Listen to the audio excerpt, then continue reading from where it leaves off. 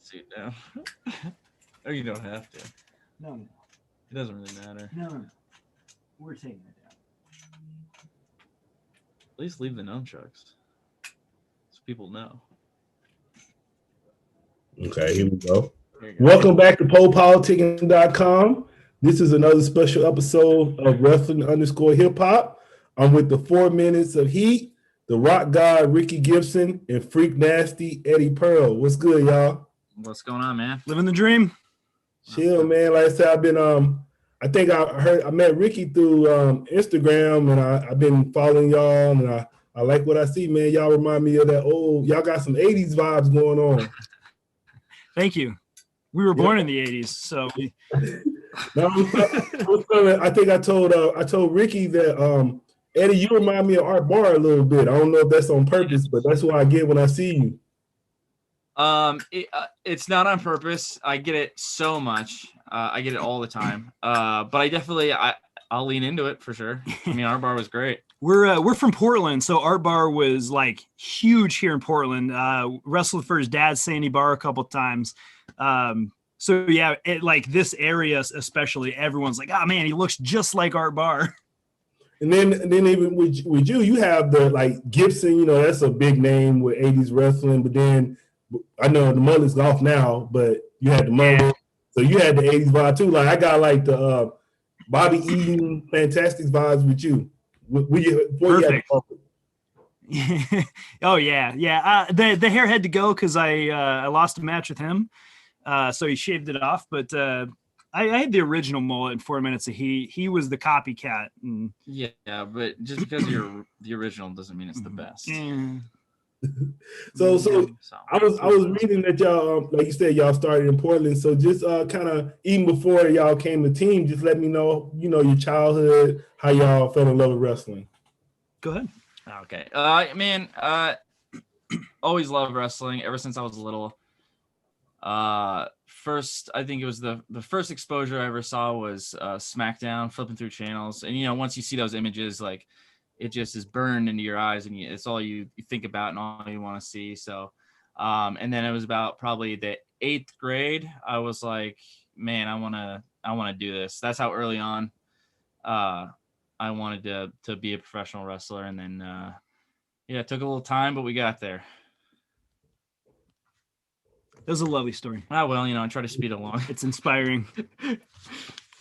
All right. So my wrestling stuff, the same thing. Like I watched it when I was super young, got inspired by something I saw on TV. And then when I was in elementary school, I saw another guy that was obsessed with wrestling and instantly became best friends.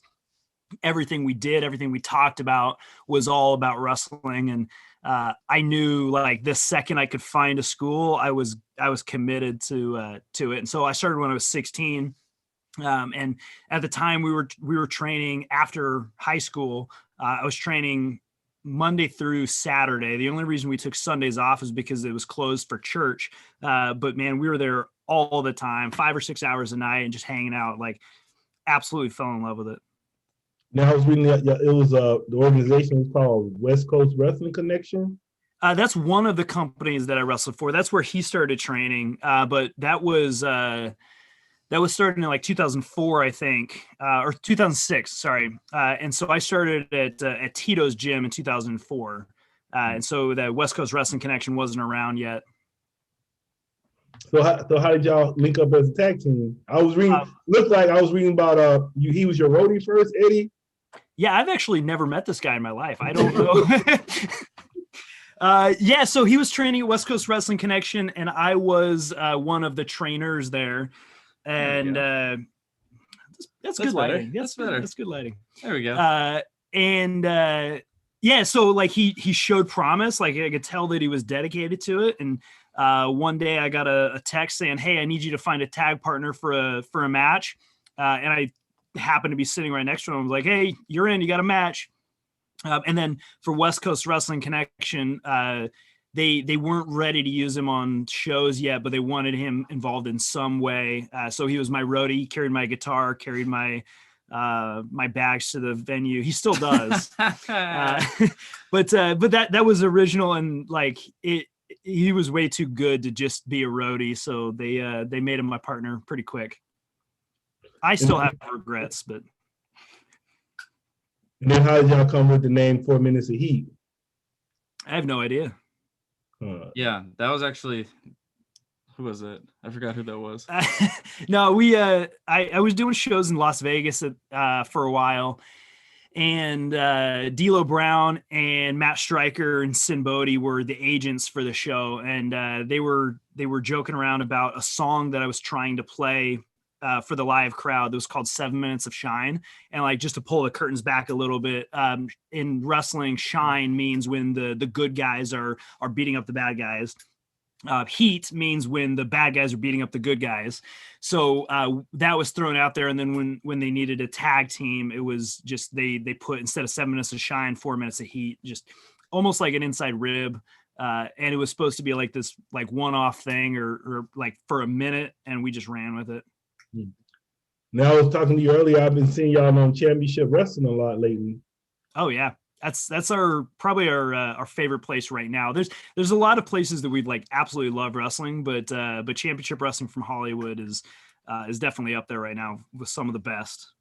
Yeah, and I saw you on the Championship Wrestling from Hollywood, but I also saw you on the like the pay-per-view they have, the United Wrestling. Yeah. I saw y'all. Yeah, United Wrestling Network is kind of like the overall umbrella of what they do. So they have Championship Wrestling from Hollywood. They have Championship Wrestling from Arizona. Now in Memphis, they have Primetime Live. And I think they do something else with another wrestling company, like an affiliate kind of thing. But yeah, man, Primetime Live, we did 2 shows there, and just absolute amazing, just great setup, great crew working there, and some phenomenal talent to wrestle with. Man, how do y'all feel? Is there a certain organization y'all want to go to that y'all haven't went to yet? Because I know earlier we was talking about Impact, and I was telling you how All Elite is doing the Impact thing. Is a certain organization?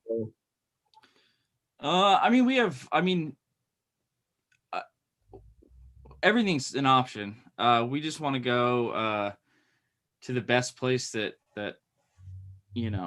has the best wrestling, the best teams. We're looking for the best tag teams. It's not just we're a team, we got stuck with each other and we just kind of do this, we are in tag team wrestling. We love tag team wrestling. We want to face the best teams. So that's kind of something we're interested in is whichever place has the tag division that's like the most stacked and has, the best teams. It's tough too. Like I'd hate to say that like we want to go to a certain place and like alienate the other places that we go to, and that's not like a political game. It's just like literally, if they were all in front of us, there'd be so many pros and cons for every company and every place we go. And like he said, I want to wrestle the best out there because that challenges us to be better and step up our game. So really, wherever that option is we're down for it.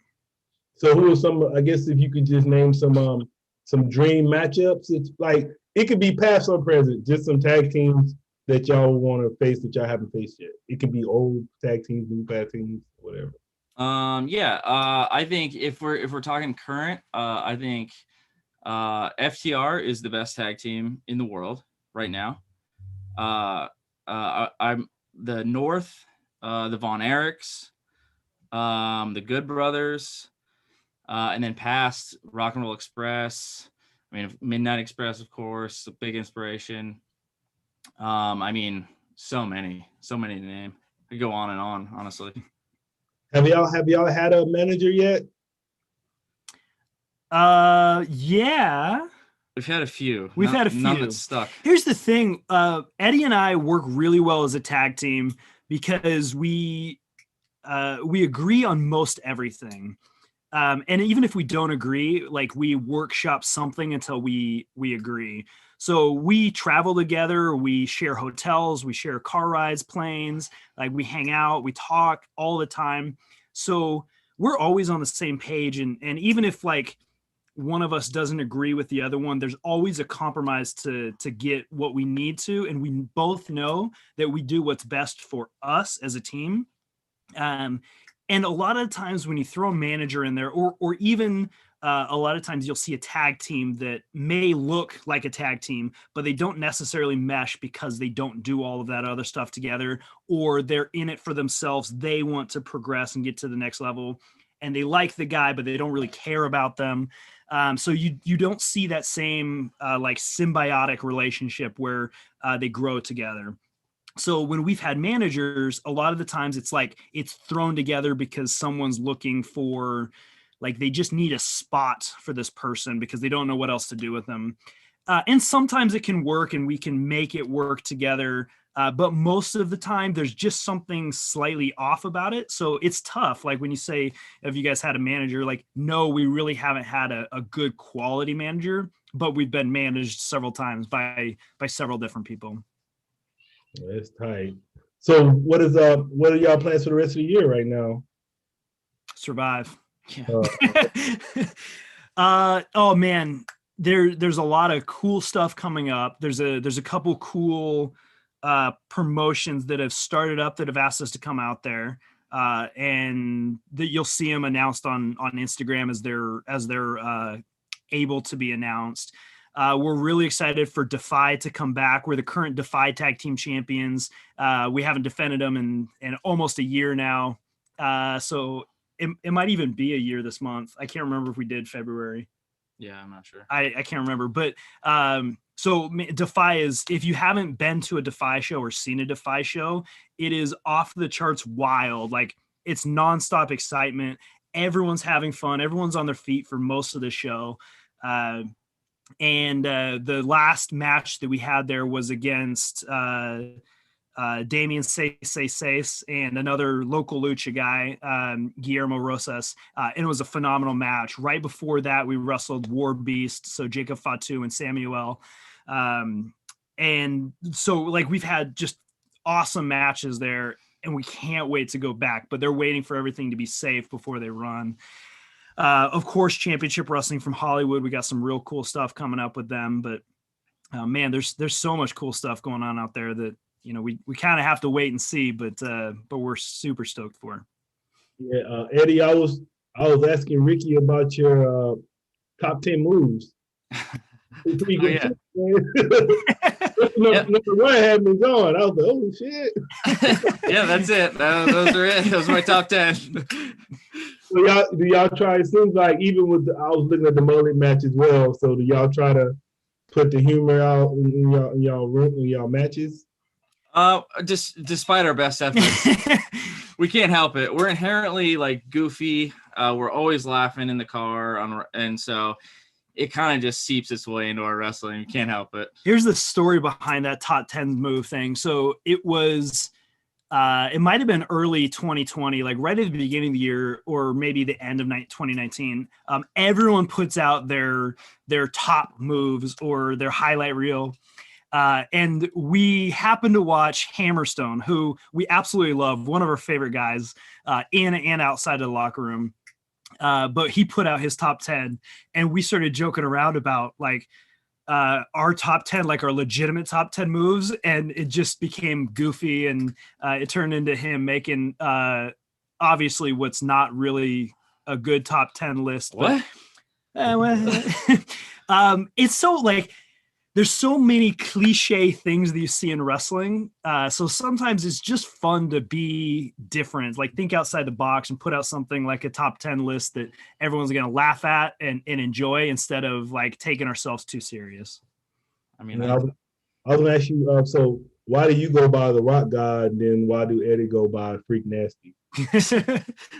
The Rock God was just given to me. Before I was a bad guy, I was rocking Ricky Gibson. And then I obviously couldn't do that as a bad guy because I don't know, things can't rhyme when you're a bad guy. Things can't rhyme when you're a bad guy. So yeah, it was the transition. I was, do you ever watch Rock of Ages? With that musical, that was my inspiration. So like I was better than everyone else as a rock star, and that was the inspiration for the original Rock God Ricky Gibson, and it just transitioned from there. And I just hang on to it. He's got a much cooler story for Freak Not Nasty. really. It's worse. I had a flip phone for almost all my life. So when I started wrestling someone else, there it is. That's the flip. So when I started, someone else made my Instagram, my Twitter, and stuff like that. And the guy who ran it made my Instagram as Eddie Effin Pearl. And I thought that was very corny. I thought it was like a edgelord, like, oh. So when I got control of it, when I finally got a smartphone, I was like, man, I need to change this. And I was trying to think of stuff that, the effing could stand for. And this guy over here came up with Freak Nasty, and just for some reason it just made us laugh so hard. So it just kind of stuck, and yeah, that's it. So what do y'all say y'all love the most about being a wrestler? Oh man, I mean, you almost can't even put it into words. I mean, it's a mixture of the thing that you're absolutely the most passionate about, that you're getting to live your dream. I mean, like it's hard to comprehend and put it into words, but it's no. I would choose that. I choose that feeling of going out there and getting in the ring over any feeling in the world. I mean, it's the greatest thing ever. I don't know. I can't even put it into words. Ditto.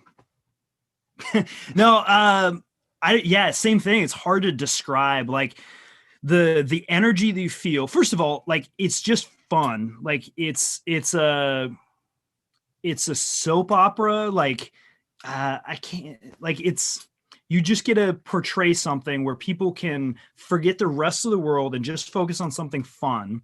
It's healthy competition, which always is fun and exciting for me.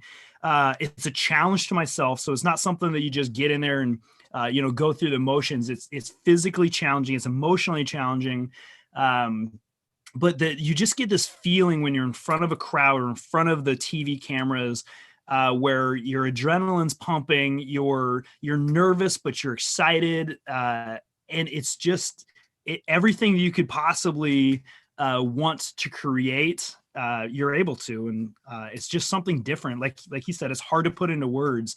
It's just one of the best feelings in the world. Yeah, I mean, cliche. It's the ultimate high for the thing that we love the most. So y'all like always together, huh? How often are y'all like always around? Cause I know y'all train and travel and everything, huh?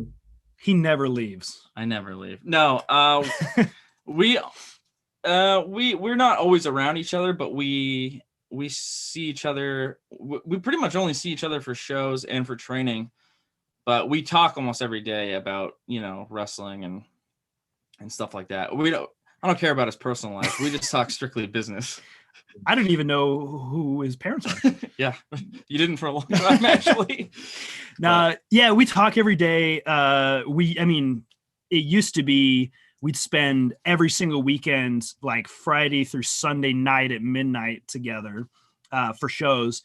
And then now that there's not a lot of shows, it's less frequent, but we get together for podcasts. We get together for, training, or like talking about new gear or whatever. So, but yeah, I can't get rid of this guy. Yeah. And what is your interests outside of music? I mean, music. I'm used to talking about music all the time. Outside of wrestling, what are some of your interests? Man, really none. My life is so consumed. My life is so consumed by wrestling. It's really just everything I do during the day is geared toward wrestling some way or another. If it's not diet, like cooking food, meal prep for wrestling, to work out, which is for wrestling. I mean, I'm constantly thinking about it. Studying tape. I study a lot of tape. So like physical tape, like duct tape. What is this? And how does it work? No, I watch a lot of wrestling. And so everything is just kind of geared towards wrestling right now. So I don't have many outside hobbies, really, honestly. He had a flip phone until he was 30. He still has a VCR to study his tape. I have no, I don't do anything. I wrestle. I like long walks on the beach, and I work out sometimes. Yeah, it's all wrestling all the time. Is it? We have no lives. Good, man. You got to dedicate your life to what you love, though. That's how it is. All I do is podcasts. I don't do nothing, you know, so I feel you. So what would y'all like to say to y'all? That's all you need. Can you hear me? I think it went off. What would you like to say to your fans? To the fans? Yeah. Yeah, we can hear you. What we'd like to say to the fans, just that we appreciate the support. It means a lot. Even the smallest, just a like or a share or a whatever. It helps us so much. And that hopefully we will be back soon and be able to, shave off years of our lives for you. I couldn't have put it better myself. I could have, but I won't. I won't embarrass him. What would you say to anybody that wanted to be a pro wrestler? Don't. Here's what I would say. Don't give up. If you really want to be a pro wrestler, if you really love it, you're going to be pushed to your limits. You're going to be challenged. Most of the time, it's not going to feel like it's worth it. But if you really love it, you'll be good at it, and don't give up.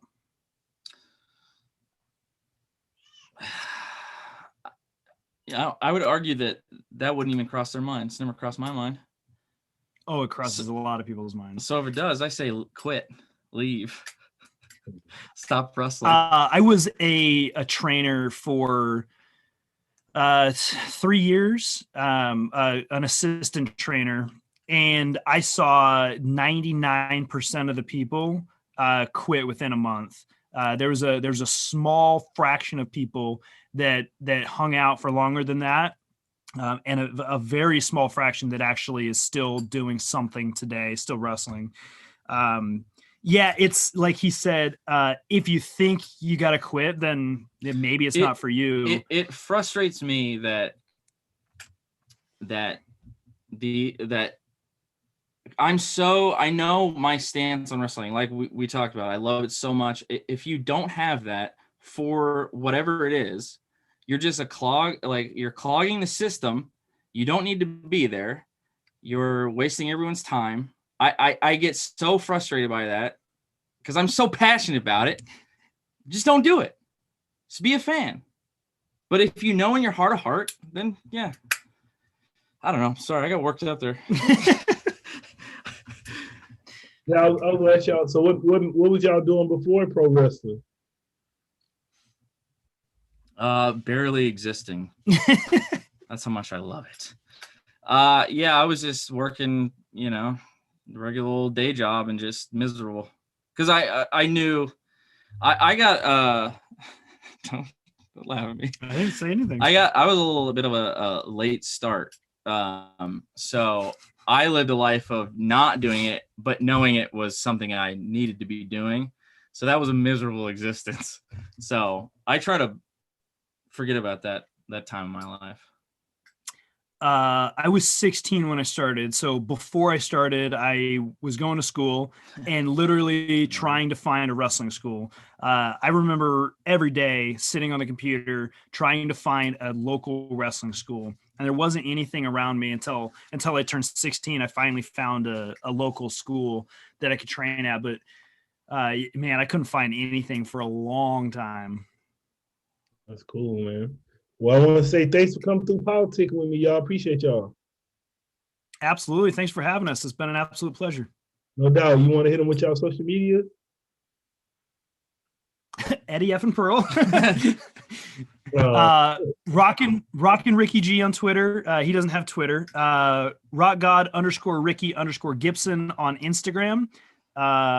Eddie Freak Nasty Pearl on Instagram. And you can find me on Facebook. I just don't use it. So it's Ricky Gibson on Facebook. And nope, you're good. No. You're going to say something. I won't have you do it. Yeah. Oh, that's it. What- What you about to say? That's it. I was gonna say more, but he's embarrassed about his account, so I won't say it. Y'all got any shout outs? Hi, Mom. Hi, Dad. Who should we shout? This is our chance. Who should we shout out? Yeah, I don't know. Chris Cruz, Chris Cruz. Latin male nurse. I don't say this often, but he's an attractive male. We're shouting. Oh, okay. Chris Cruz. Check out Chris Cruz. Will All Day. Who we like? I don't like anyone else. Oh, Hammerstone. Hammerstone. Levi Shapiro. Nah, Forget him. I forget Levi. Danny. Nah, he kicked my ass. He Forget did. about He, him, too. he kicked you hard. He kicked me very hard. Yeah, I was watching him. I gotta talk to him, man. I think he be too stiff sometimes. Sometimes. Sometimes. Well, that was a good match though, but they had to cheat to get it. So I like how they did that because they won. But the third guy came in and it helped out. That's why I was asking y'all. yeah. Y'all could have had somebody help y'all. I was asking about the manager. Yeah. The first time Danny kicked me, my fourth vertebrae came out of my mouth and hit him in the nose. Yeah, he's very kicks Yeah, I hard. saw you too. I was saying, I saw when they first came into the ring and I saw you jumped at him like that. I was like, oh, he's about to hit him or something. I was like, that would have been tight if you would have hit him. But I saw you beat him when he came in the ring. Yeah. Cold climb from nowhere. Yeah, you should have. I'll do it next time. I'm sure we have a rematch coming up. Yeah, it's totally.